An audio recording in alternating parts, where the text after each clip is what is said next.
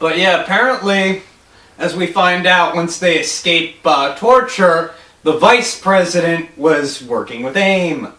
Although they didn't really make that very clear, sort of. No, they did. They did, because they showed his daughter with the amputated leg. Oh. Which basically indicates, yeah, he's working with AIM because he's hoping that they'll develop the serum enough where he can use it to fix her.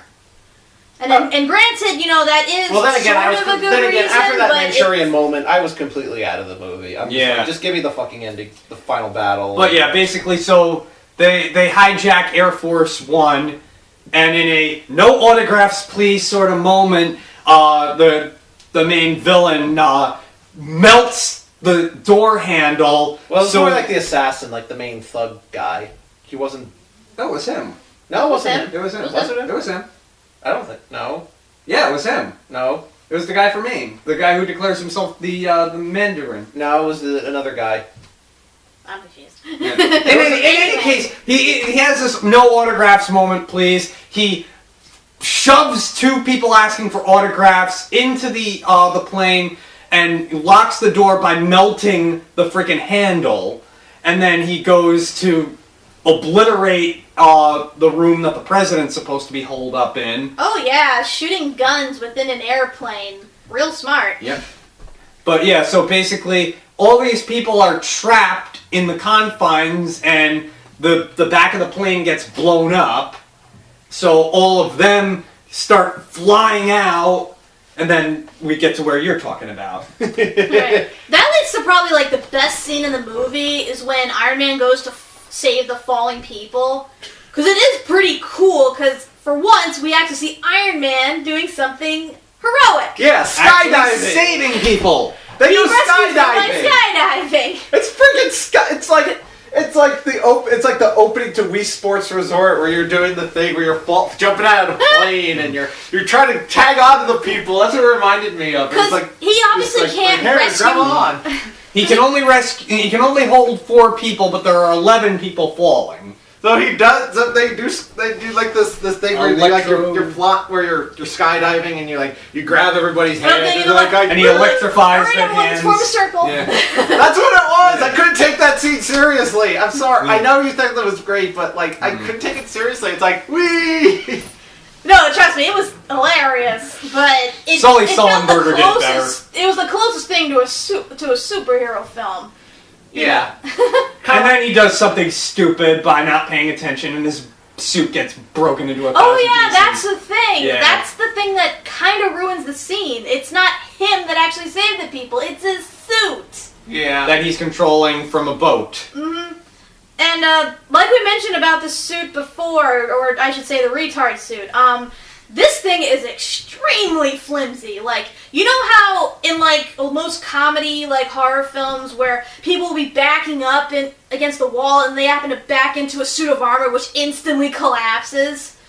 That's pretty much what happens with the Iron Man suits. It's like they Legos. they pretty much just get blasted to pieces, and it's like, okay, I thought this suit was indestructible. I mean, Tony friggin' gets banged around in it constantly. Heck, he's even flown headfirst through a machine and out the other end with only a couple scratches on him. And yet all these other suits, which are supposed to be better because he's, programmed each of them individually and supposed to be more enhanced, they just crumple. And that takes away from the suit. It's like you basically deprived Iron Man of his one big weapon. Now it's just a joke. It's like he may as well be wearing a Halloween costume. You might as well be wearing this. So we have to get to this, and we kind of forgot to mention our little Dark Knight scene, or whatever's parodying that too. But basically, we have earlier in the scene, we have the ex that Tony slept with that one night, and she and Pepper Potts are together, and then the big bad guy comes in and he abducts Pepper. Yeah. And he uses her, so it's like she's now in danger, but he can only save one or the other, either the president or Pepper. So, but yeah, he manages to But save. plot convenience made it seem like, alright, you can do both. Yeah. So yeah, she's she's getting injected with that heat thing. Yeah, with the heat serum. Yeah. For some reason. Like, they never really explain why they decided to do that other than, hey, this could potentially kill you, so this adds to the danger. So yeah, that's our... But that's Threat. I have a problem with that. It's like, yes, I have injected Pepper Potts with the heat serum. Her body is trying to figure out whether to accept or reject it. And if it's rejected, she's going to explode. And I'm just like, but what if her body accepts it? That's not really a guarantee that will kill her. That's a 50-50 chance. Yeah, now you have a hostage that is super strong, super healing, can breathe fire and basically kick your ass. Way to go! But so can he. True, but still, he doesn't have, a weak human hostage. He now has a superpowered hostage, which he can probably, butt heads with. It doesn't make sense, other than he was probably counting on the fact that it would kill her, which kind of doesn't make sense, considering that he had a crush on her. Just using her as a bargaining chip for Tony. Yeah, but even then, just at least hold her and threaten to inject her with the serum or something. Whatever, it's so weak. Yeah. But yeah, so he goes off and to try and save her, and I guess War Machine or Iron Patriot gets his suit back. Or no, the president is inside the suit. Well, The president is inside the suit so that he can be held on this controversial boat. And then burned with oil. Yeah. Symbolism! So why couldn't the president use the Iron Patriot suit to get himself out and be a badass president? For the same reason that none of the suits would go on to Don Cheadle's character, Don Cheadle's character, or Pepper Potts, or anybody else. But yes, so this big finale. It's an army of Iron Men! Well, sort that of. Come out of the wreckage really. of the house. Where the hell did they come from? We clearly saw all of them either get blown up or fall into the ocean along with Tony's house. There was a secret compartment inside the thing, inside the side of the mountain. There's a secret basement within the secret basement, and they all automatically come to Tony's aid, even though he could have done this at any other time, but then decided to do it now. Why? And suddenly the henchmen double in numbers, and they're all fighting them, even though it was established, hey, there's only 3 guys and 1 woman, so my army can take them out. Oh wait, now there's 8 or 12. Fuck you, it's Die Hard! And then they come in, and so the flying drones from the Trade Federation come in. And, it's funny because it's Star Wars Day, and that's what I was thinking with all the suits that are being programmed by artificial intelligence. It's like they might as well just throw in the battle droids from Star Wars because that's what they seem like. There's nobody controlling them. It's all controlled by AI, so it's like... And they go down very, very easily. Oh, yeah! I wanted an army of Iron Men with people wearing the suits, with Tony Stark and Don Cheadle's character and Pepper Potts, and, that's what I thought was going to happen, but no! I got shafted. At this point, I just didn't even care. And to I'd lost all hope for this movie by that point. And to further my argument about the suits being just, worthless pieces of junk, Tony keeps jumping into different suits at different points because he's trying to find a suit that, isn't fully in combat in order to, fight, because he doesn't have a suit. But he either misses the suit because it instantly gets blown up, he either gets the suit but then is instantly blasted and half of it disintegrates, or he gets it, has for a few minutes, and then crashes and the thing just shatters. It's like, what? Why did you summon these guys? What is the point? They are nothing but dispensable minions at this point. Like, it's just for him, I don't know whether Robert Downey Jr. said, oh, my face isn't shown enough in these movies. I need to, like, have more like, presence in this movie. But, like, dude, this is Iron Man. Like, show Iron Man. Don't show him, don't show Red Iron Man, don't show Blue Iron Man, don't show Green Iron Man, don't show all these stupid themes. Show Iron Man. And don't keep blowing up the fucking suits. This is the point in the movie where I realized that Iron Man 3 was made because we need to sell toys. Well, not that product placement. Not so much that, but because they saw the Dark Knight Rises, and they saw how they created a Batman movie where there wasn't that much Batman, where it was about Bruce Wayne, and they thought, they could do the same thing with Iron Man, do it with Tony Stark. The only problem is Tony Stark is not really a likable character as much as say Bruce Wayne is, and that's what I thought. That's what I saw at that point. Is just because at that point Tony Stark is barely in the Iron Man suit throughout the majority of this movie, and I'm just like, that's what it is. They saw Dark Knight Rises and thought they could do the same thing, but no. It doesn't work that way. It's like it's apples and oranges. It's DC and Marvel. You can't really compare the two. It doesn't work. And I guess we have to get to the finale, the big twist. The big fake out. The big. Like I said, I heard two big rumors about this movie. One, which I already discussed, was that Pepper was going to put on the Iron Man suit, which she did, briefly. The second rumor was that Pepper was going to die. And I was praying to God... I didn't think Pepper was going to die.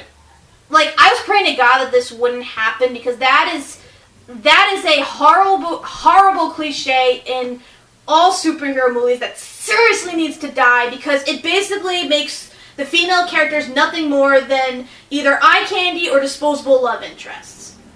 But, yeah, she ends up dying, per se. And as you said, this leads to the fake out.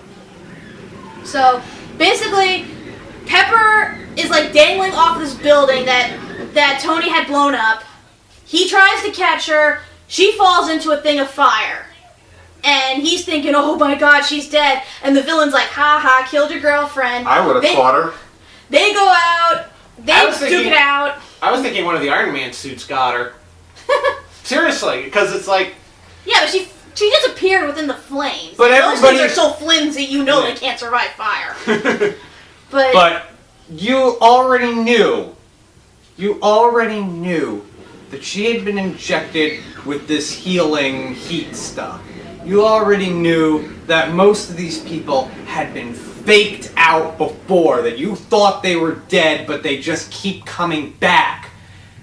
And they tried to pull it again, with Tony making this his motivation to destroy, what's his name?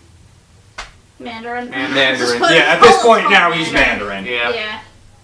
But yeah, I mean, this guy he won't die for anything. Like, he keeps throwing shit after shit at him, and boom, and boom. And it's like, why won't you die? Why won't you fucking die? You're the guy from District 9! And Fred's in the other room laughing. And where he comes out of the flames, and I remember what you were going, dun dun dun dun, like the Terminator. At this point, there was nothing left but to make jokes, because that's all that could be done. I know. It's like, I kept wondering, because like the more he fights, the brighter he was glowing, and we've established that anytime one of the lava people end up glowing too much, they explode. But he doesn't explode.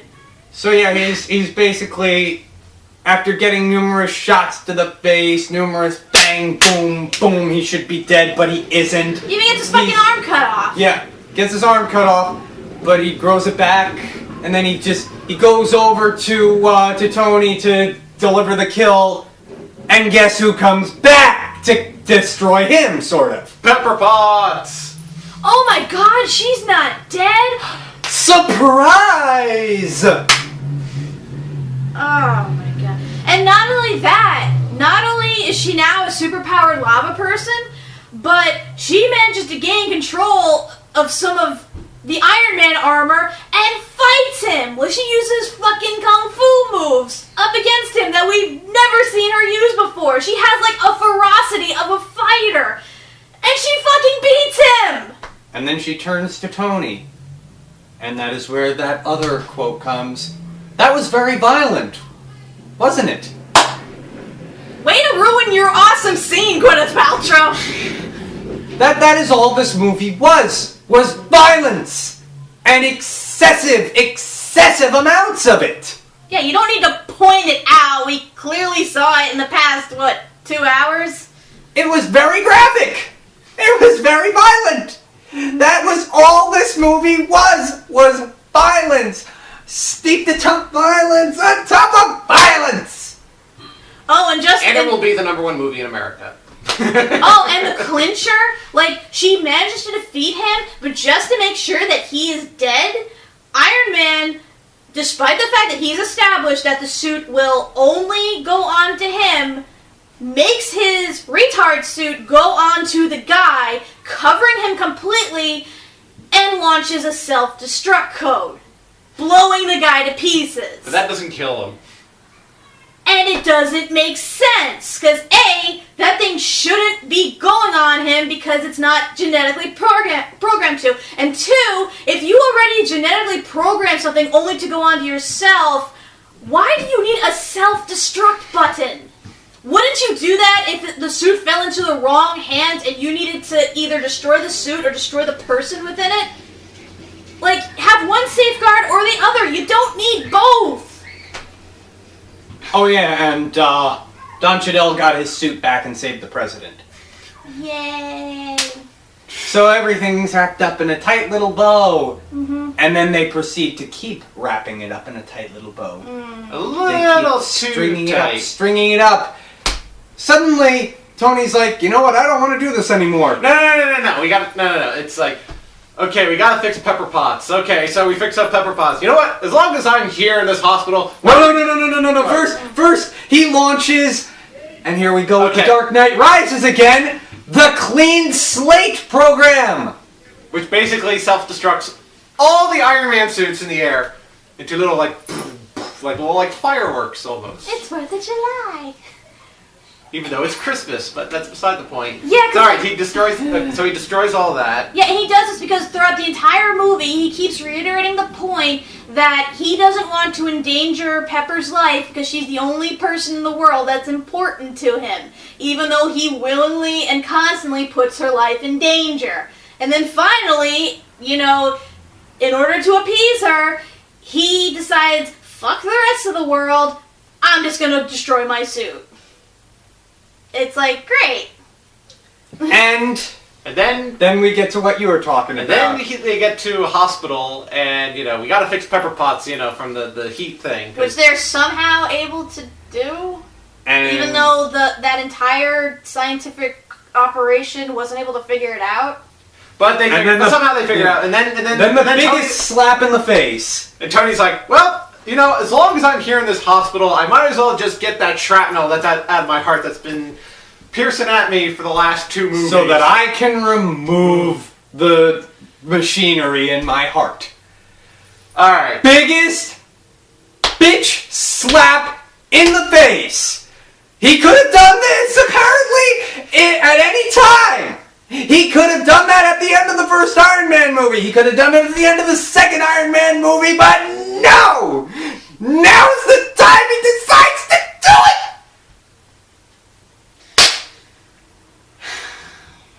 And let's not shy away from the fact that, yes, he's like, oh, I have to be Iron Man. I have to keep making the suits. But he's a fucking genius! He could figure a way to control the suits without having the chest plate. God! And I haven't even gotten on my explosion yet. Oh no! But yes, so they're pretty much wrapping everything up in a type of bow. And wrapping. He even throws the thing off a cliff. Symbolism! Oh, yeah, so all the bad guys get their comeuppance, and all the good guys are rewarded, and, you know, Tony and Pepper go off to live happily ever after. Or do they? Well, for now they do. Yes. Until. But yeah, they're pretty much saying that Iron Man is. In the end he salvages that one crane from the beginning of the movie that he put a dunce cap on. Yeah. Oh yeah, the other retard robot. Yeah. Yeah, he salvages that and he puts it on the back of this truck and drives off, and so we're like, but he's like, Iron Man will be gone. I'm Iron Man, but I am Iron Man. I don't need the suit to say I'm Iron Man. Yeah, no, you're not. So yeah, and yeah, you're not. After the credits, we find out who he's narrating to. Good old Bruce Banner. Poor Bruce. And the expression. No, he was the lucky one because he fell asleep after the beginning prologue. He didn't have to suffer. He did not have to suffer through 2.5 hours of this bullshit of a bad take on The Dark Knight Rises. And by the way, during the credits, not only there's like 1,000 names in this one category. I forget what it was, but this many.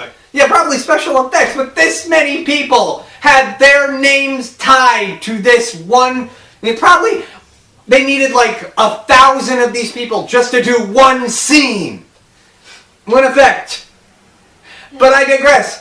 In the credits, they say Tony Stark will return. Oh, we already knew that. He will return in the back. Yeah, so why did we need to wrap this up in a bow if we're just going to say, oh, Tony Stark's going to return? Yeah, it's like, how exactly? He got rid of his chest thing, he blew up all of his suits, and if he goes back on all that, he's going to piss off Pepper. And on top of that, his laboratory because Nick Fury's going to come in and force him to do it. Watch Russell T. Davies be the main writer of the next one. God, no. There will be Daleks. Oh my god. This movie was such a disappointment. Like, this movie was hard. Very hard to watch. I wanted so bad to like it, and I kept like holding out, trying to give it a chance, trying to say, okay, they're gonna redeem themselves. There's gonna be a cool action scene, there's gonna be like, this big reveal, this big twist or something, and they had so many good opportunities, and they wasted them. It was like, through poor writing, through poor setup, through shit that didn't even make sense. It was infuriating, because Just so they could have a few jokes. Like, this movie, it felt like it was parodying itself. Like, that is honestly what it felt like. It made the suits just seem weak and superfluous. It just made Tony into, an arrogant dumbass instead of, like, he's still an asshole, but, he's an asshole with a heart of gold. They just completely disregard everything. Well, it's just... And that is where I need to step in. Here Prepare for the explosion. I hate Tony Stark. I mean, he is trash to me. I know you say he is a lovable asshole with the heart of gold, and then he makes all these quips and everything, but in the end he is a self-centered asshole who cares for no one other than the people or his own company, or maybe his father, and even then he has issues with them. But I digress on that point. The fact is, he doesn't care about the rest of the world. He cares about himself. He is protecting his own interests. He is not a lovable character by any means. And he just keeps pulling the same shit over and over and over and over and over and over and over again. And then, when, like we said earlier, with his whole thing where he calls the Mandarin out, and he's like, fucking, just, if you are a man, come at me, bro. And he's like, You just put a bunch of people near you in danger! What the fuck is wrong with you? And I don't even think I'm done yet. Oh my god. I just like I said, with the other two movies, I could enjoy them, but this one was just a pain. It just, during the second half, the second act, I wanted so badly to get up and leave. It was just painful. I mean, the fact that Tony Stark even reveals who he is. You just broke superhero code. You're not supposed to let people know who you are so that you can protect yourself, so that you can protect others, so that any shit that comes your way, you have a buffer zone. So you put everybody in danger so that you can fucking have your massive ego trip. And then, like, you want to claim the Iron Man suit is your own, but you don't want the government to have it, but you are simultaneously, you're not protecting anybody, you're just protecting yourself.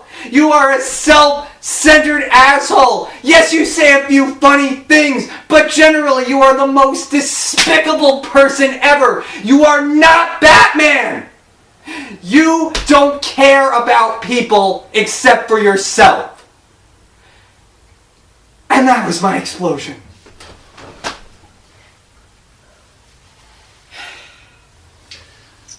This kind of goes into what I was saying at the beginning about Tony Stark's character. I was saying that the problem with the Iron Man movies is that Tony's character doesn't change. He never changes. He just to me with all three Iron Man movies, it's just that he has to learn the same lesson over and over again, which is, you know, you're a douchebag to these set of people. You're gonna pay for it. You're gonna pay for it. Then you have to. So you need to be a better person. But he doesn't learn it at the end of each. But at the beginning of each new movie, he kind of forgets that lesson and just goes back to the same shit. And that's why I always had a problem with getting myself invested into the Iron Man movies, is that he doesn't really learn anything. He doesn't. The only time he's not a complete asshole is in the Avengers, and that's because, one, the movie's not really focused around him, and two, even when when the scenes do include him, he's not really that much of a dick. I mean, yeah, he's a little bit of a dick, but he at least still interacts with the other people. He at least shows some sympathy for Bruce Banner, which is why at the end of Iron Man 3, he's talking to Bruce Banner, because he's the one that he kind of relates to the most, which is kind of odd. But that's always, to me, seems to be the problem. And the only reason why people watch it is because it's Robert Downey Jr. and he makes it entertaining. He makes it, you know, amusing for us to watch. And I feel bad for somebody like you who has sat through all three Iron Man movies, even at the expense of us doing this vlog, to, you know, just to see, you know, Rock'em Sock'em Robots. Because the sad thing is, like, there have been characters before that, yes, they're assholes, yes, they will have their self-interest at heart, but they're always shown to have, you know, like, they will always do the right thing in the end. Like, two examples. One is Iago from Aladdin. He was a bad guy in the first. The second one, basically, is his redemption. And yes, he does become a good guy, but he still keeps his basic nastiness intact, to quote Nostalgia Chick. He's still Iago we know and love, but he's a good guy now. And he doesn't completely change his character. He just, you know, is now on the right side for the right reasons. Also, Jack Sparrow. Yeah, he's a dirty scoundrel pirate. He's been shown to, you know, like, pillage, kidnap, lie, steal, all that stuff. But in the end, he always does the right thing. He always saves the other characters when they need to be saved. And, you know, like, they never do that with Iron Man. I mean, sometimes they do. I mean, they did it in the Avengers where he makes the ultimate sacrifice by throwing away that missile. But in his own movies, like, he does do, like, at least one instance of good, but it's just overshadowed by everything else, by his own personal demons. And it's really tragic.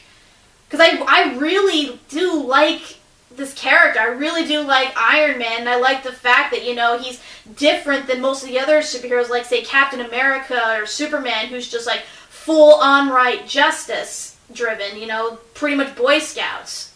But at some point you think, okay, there's got to be some character change. There's got to be some point where they start thinking, you know what, maybe my antics are, you know, maybe are too much to handle and really are not in my best interest. Maybe I should hold back. But he's either one or the other. He's either recklessly putting people in danger, or he just stops being a superhero altogether. It's like there's no in between. So pretty much they ruined Iron Man with this movie, and it's sad. So. And I also want to say, listen to me, Hollywood. Stop with the fake outs. You have used them to an excessive degree, to the point where they are no longer surprising. You know exactly when they're coming. So listen to me. Read my lips. Stop using fake outs. Granted, you know, films need twists. I understand that, but make good build-ups to fake outs. Like, for example, like we said with Pepper, we knew she was gonna live. Once we saw that serum injected in her, there was no doubt about it. Had they, you know, not shown it, but then revealed it and then shown him like a flashback or something that she was injected, that would have been a good twist. That would have been amazing, because you're thinking, oh, okay, right, didn't see this coming. I mean, we had the feeling she was going to die, and now, oh my god, our worst fears are confirmed, but oh my god, they brought her back, and it was in a unique way. That is awesome. But they didn't. They completely ruined it. Yeah. And to keep using that device is just an insult to our intelligence. Yeah, it's like I said, everything is getting predictable at this point. Heck, in The Dark Knight Rises, we knew Batman lived. Everyone knew he was gonna live. Like, even when they had that one moment where you thought, oh, now he's accepting the fact that he's gonna die. No, come on. We know he wasn't gonna die. They would not do that to Batman. The fans would throw way too big of a shit fit over that. Batman doesn't die, and also Batman doesn't retire either, but that's another argument for another day. Because he's Batman. Thing is, the average moviegoer is a little smarter than it was years ago. I say a little smarter than it was 20 years ago, mostly because, you know, when you started putting movies on DVDs with special features, many of us kind of watch the special features, so we know a little bit more about the filmmaking process, and we've seen, and the fact that we've gone with movies so much that we've seen these plot twists so many times to the point where we practically could see it from a mile away. It just doesn't make any sense for them to continue it. I mean, but yeah, I mean, I know the whole point of the movies is to, and especially with action movies, you want to escape reality. You want to sort of shut your brain off for a little while, and I can understand that. But it's really, really insulting if you're going to make a story as expansive as you are and not expect people to question it, not expect people to have any, you know, take any insult with it. You really need to stop demeaning us. We are smarter than you give us credit for. And if you want our money, then you better treat us like adults. Mm-hmm. Yeah. So, I mean, that's pretty much it. I guess we pretty much covered everything, every hateful thing about this movie, and it's probably no mystery at this point. We don't recommend it. Nope. If you're an Iron Man fan, you're probably going to be as pissed off as we are. And even if you're not an Iron Man fan, and God forbid you're going into this without having watched the previous two, prepare to be bored. Because the pacing in this movie is just so damn slow. And like I said, there is hardly any Iron Man in it. Like, actual Iron Man. I wouldn't even recommend taking your kids to see this. Because if you don't like violent films, then forget it. All bets are off. even if you're a fan of the Marvel movies that you've been watching, not just Iron Man, but like Thor and Incredible Hulk and all that, even if you were just following the Marvel movies, I mean, this one is probably worth a skip because it doesn't really add anything to the Marvel universe as a whole, as the Marvel movie universe as a whole. And the thing at the end, which I always kind of look forward to at the end of a lot of these, is just there for cheap laughs. And all I can say is that Bruce Banner was one of the lucky ones. And let's also say that if you're going to end a film, if you're going to throw this end, tie everything up and pretend that this franchise is over, we're not going to go anywhere else with it, but then say that the character will return, then you know you have a problem. Then you know that you're going to have a movie that is completely pointless because you're just going to wind up undoing everything in the next movie. Well, the ending was completely pointless because we knew there was going to be an Avengers 2 anyway, which is going to feature Iron Man. So what was... Once again, don't insult our intelligence. Yeah, you know the thing called the internet?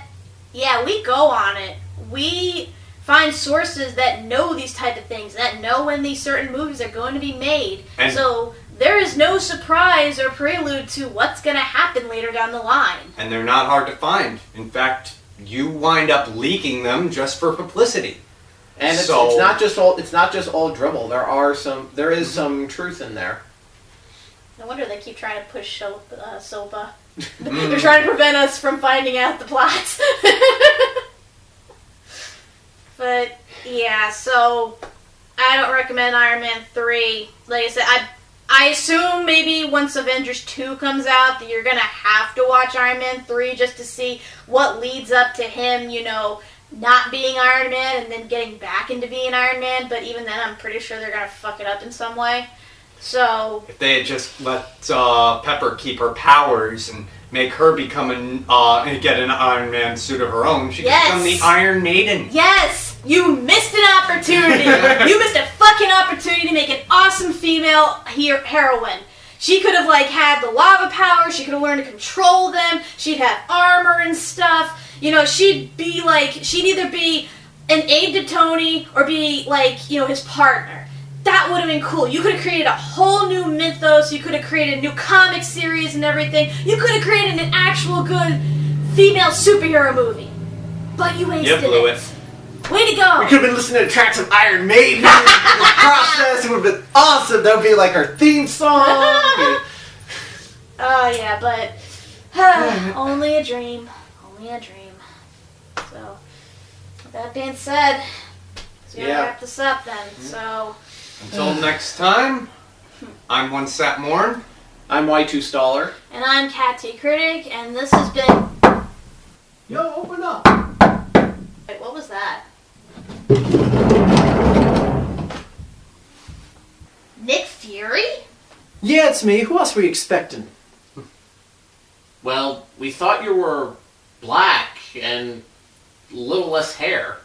Motherfucker, I've been blue, red, green, yellow, black, green, blue, magenta, pink. I've been rebooted more times than DC Universe. Well, okay then, but what are you doing here? Are you going to recruit us into the Avengers? Or that guy with the glasses? What? It could happen. Hell no! I just wanted to give you these free Marvel Comics compliments of Free Comic Book Day. Oh, well, thanks, but we already picked up our free comics today.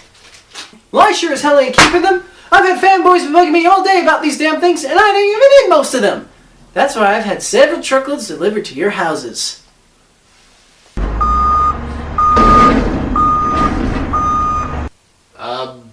Thanks. No, thank you. And go see Avengers 2 in 3 years.